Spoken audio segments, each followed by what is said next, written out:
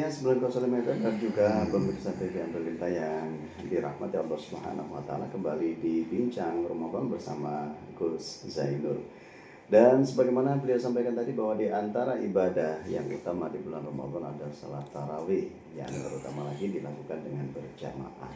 Nah, ini bagaimana Gus seandainya ini masbuk, artinya seseorang ini datang ke masjid sudah dalam keadaan imam melaksanakan salat tarawih. Padahal dia harus melaksanakan ibadah sholat isya terlebih dahulu. Apakah bisa ia bermakmum kepada orang yang sedang menjalankan sholat tarawih? Betul. Ini salah satu yang perkara-perkara yang antik nih. Yeah. Disebutkan di dalam kitab fikih. Boleh orang terkadang belum sholat isya. Yeah. Kita mengikuti sholat bermakmum pada orang yang sholat tarawih. Ini sah. Jadi ingat ya, sholat tarawih itu setelah sholat isya. Kita datang belum isya langsung ikut tarawih, bisa saya kadang-kadang.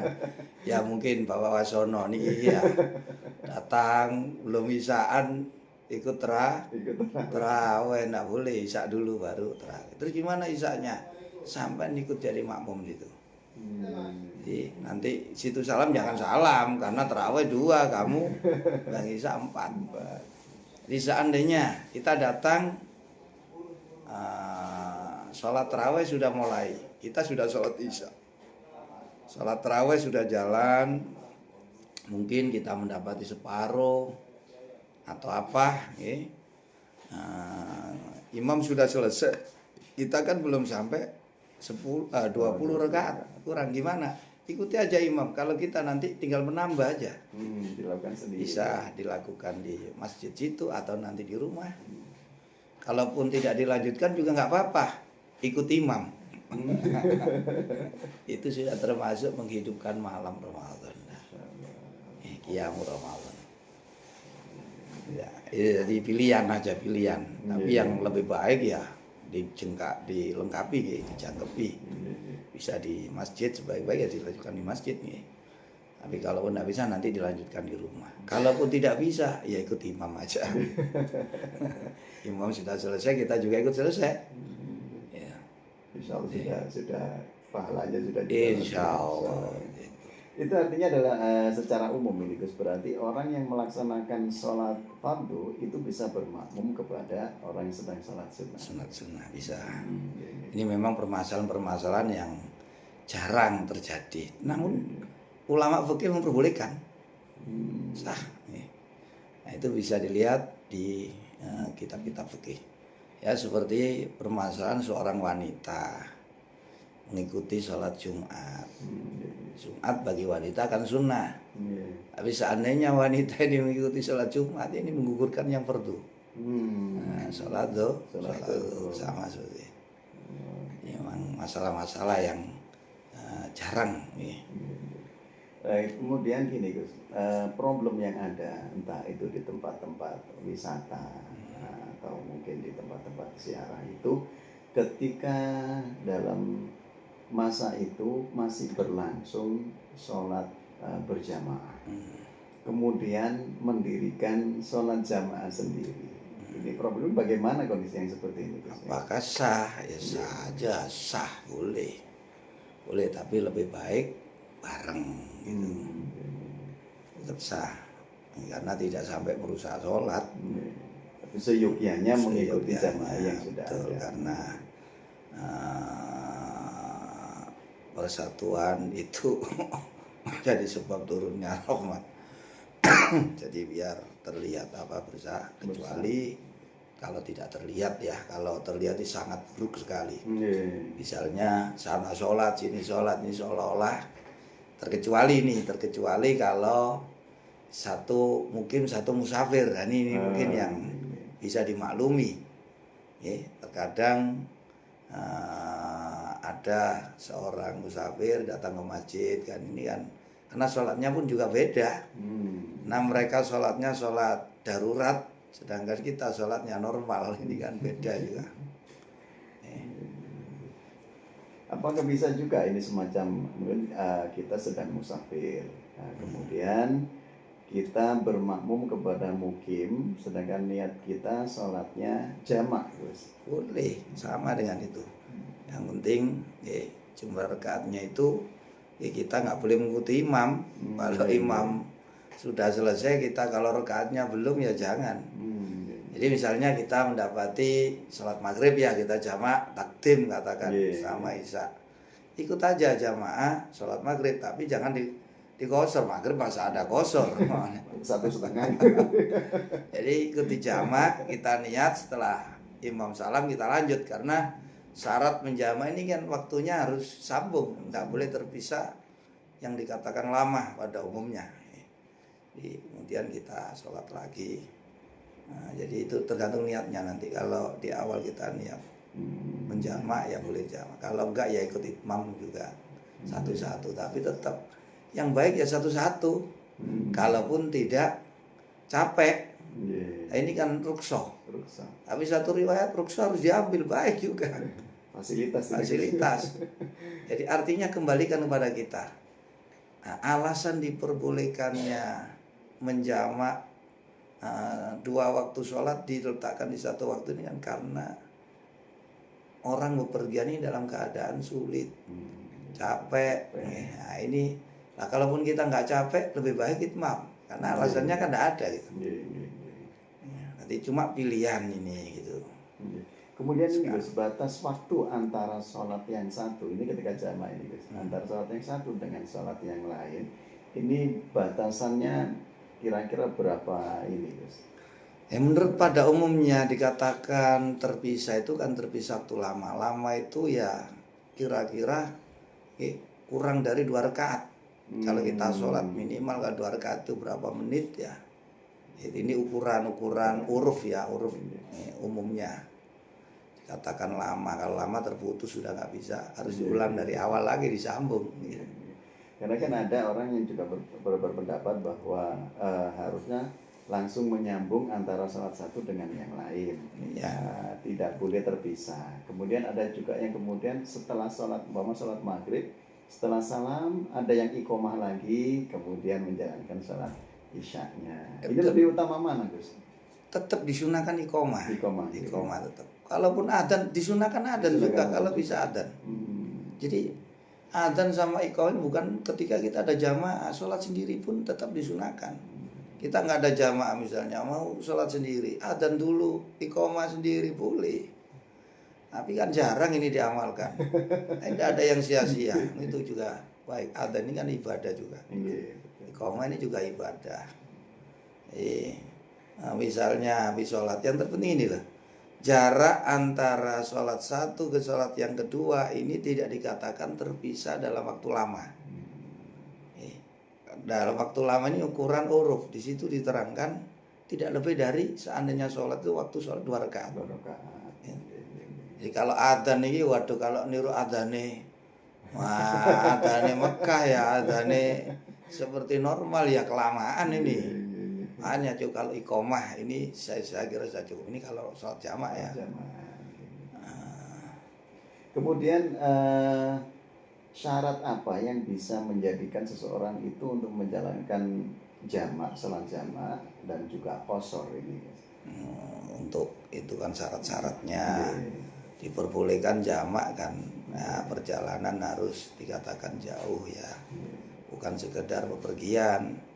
Di perpergian yang diperbolehkan mengqashar atau menjamak sholat ini, qashar ini kan perjalanan jauh, jamak ini harus di dalam perjalanan. Jadi menjamak itu artinya menggabungkan 2 sholat ditaruh di satu waktu. Nah, ini untuk syarat kalau menjamak itu sholat yang sudah ditentukan ya, yang bisa dijamak. Ini sholat duhur dengan asar, maghrib dengan isya. Nggak bisa subuh dengan duhur atau asar dengan maghrib. Ini sholat yang bisa dijamak maksud saya. Duhur dengan asar, maghrib dengan isya. Dan jamak ada 2 macam, ada jamak takdim, ada jamak akhir. Jamak takdim 2 sholat diletakkan di waktu sholat yang pertama. Jamak takhir 2 sholat diletakkan di waktu yang kedua. untuk jamak ini ya dalam keadaan bepergian, satu ada alasan jamak ini boleh karena hujan, yang sekiranya berangkat ini membahayakan, atau sampai baju ini basah untuk ke masjid bisa dijamak, ini alasan hujan. Ya bukan hanya bepergian, tapi kalau qashar ini harus bepergian, harus bepergian. Kalau jamak ya harus di luar wilayah ya diantaranya. Bedanya lagi ya kalau qashar itu bisa satu sholat bisa dijamak, bisa kok di jamak qashar ya, ada jamak qashar, ada cuma menjamak saja. Misalnya kita tidak dalam perjalanan, tapi karena repot nanti di jalan seperti orang umroh itu ya, itu tidak boleh mengqashar, hanya menjamak saja karena qashar ini harus dalam perjalanan. Jadi kalau jamak ya rakaatnya lengkap, nggak boleh dipendek. Qashar kan artinya dipendekkan, dipotong separuh. kecuali subuh sama maghrib ya, nggak bisa 1,5 nanti. Salam gitu kan. ya itu sholat. Kalau jamak takdim ya, kalau seandainya sholatnya zuhur sama asar ya diletakkan di waktu zuhur. Kalau jamak takhir ya diletakkan di waktu asar. Gitu aja. Baik Gus, baik pendengar setia dan juga pemirsa TV Pelita, nampaknya ini perbincangan kita ini segera harus diakhiri. Sebenarnya banyak yang harus kita bahas, tapi karena waktu juga yang membatasi kita, bisa kita sambung. Kita sambung pertemuan di besok hari. Baik pendengar setia, sebelum kita mohon pamit undur diri, ada closing statement Gus, monggo. Terima kasih. Assalamualaikum warahmatullahi wabarakatuh. Waalaikumsalam warahmatullahi. Pendengar, pemirsa, pemerhati Radio Ampel Dentah dimanapun Anda berada, Ramadan adalah bulan yang suci, bulan yang dipenuhi dengan segala kemuliaan, kebaikan, keberkahan. Karena itu ambil kemuliaan dan kebaikan serta keberkahan Ramadan selagi kita mampu. Perbanyak melakukan amalan-amalan kebaikan, perbanyak intensitas ibadah kita seperti yang kami sebutkan tadi. Ada ibadah-ibadah yang utama dan istimewa di bulan Ramadan seperti puasa, sholat taraweh, baca Quran, sedekah, iktikaf di masjid, berbanyak berzikir, istighfar, banyak berdoa. Ini amalan-amalan yang utama yang ada di dalam bulan Ramadan. Dan perlu diingat, Nabi memberikan satu warning yang keras lewat pernyataan roghima anfu rajulin dakhala alaihi Ramadan summan salakha falam yufarlah. Rendah hinalah seseorang yang mendapati bulan Ramadan, kemudian Ramadan berlalu tapi dosanya tidak mendapatkan ampunan dari Allah. Artinya kalau orang ini sudah terhalang dari meraih kebaikan Ramadan, maka pasti dia akan terhalang dari semua kebaikan. Nah itu kemarin sudah sampaikan saya satu hadis, idza salimatil jum'atu salimatil ayyam wa idza salima Ramadan salimatis sanatu kulluha. Wal Baihaqi an Aisyah radhiyallahu anha. Apabila Jumat itu selamat, pasti hari-hari yang lainnya pasti selamat. Apabila Ramadan itu selamat, maka pastinya 1 tahun yang akan datang akan selamat. Selamatkan Ramadanmu, mudah-mudahan 1 tahun ke depan hari-hari kita akan selamat.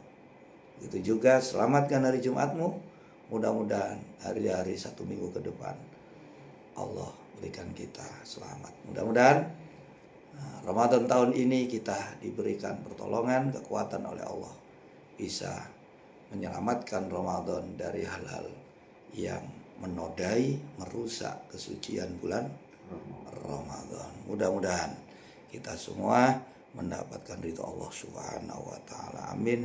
Allahumma amin. Demikian kurang lebihnya mohon maaf yang sebesar-besarnya.